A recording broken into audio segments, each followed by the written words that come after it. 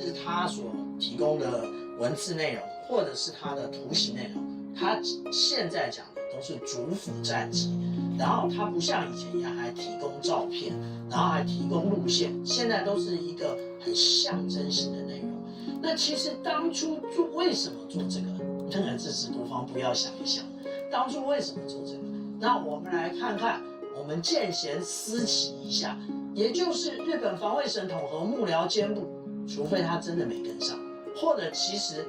这个他所监控的这些空中目标的空域其实不在日本，防空识别区内，所以他就说他会特别框线说哦，这个判断是什么，公布这些，这个就是信而